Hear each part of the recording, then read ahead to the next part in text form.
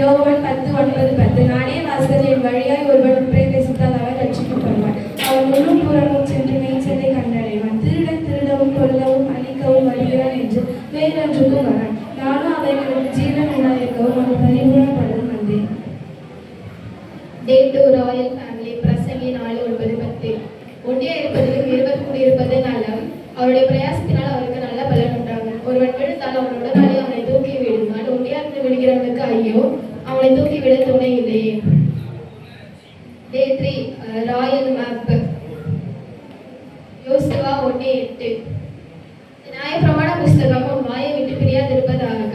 இதில் எழுதியிருக்கிறவையின் படி எல்லாம் நீ செய்ய கவனமாய் இருக்கும்படி இரவும் பகலும் அதை தியானித்துக் கொண்டிருப்பாயாக. அப்பொழுது நீ உன் வழியை வாய்க்கப்படுவாய், அப்பொழுது புத்திமானையும் நடந்து கொள்வாய்.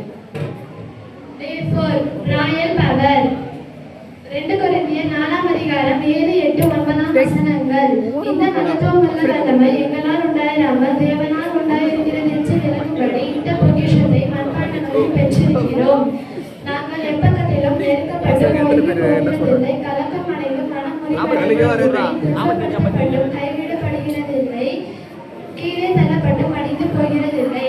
Day 5 1 தீமோத்தேயு 6:18-19 நன்மை செய்யவும் நற்கிரியைகளில் ஐஸ்வர்யவான்களாகவும் தாராளமாய் கொடுக்கிறவர்களும் உதார குணமுள்ளவர்களுமாய் இருக்கவும் நித்திய ஜீவனை பற்றி கொள்ளும்படி வருங்காலத்திற்காக தங்களுக்கு நல்ல ஆதாரத்தை வைக்கவும் அவர்களுக்கு கட்டளையிடு.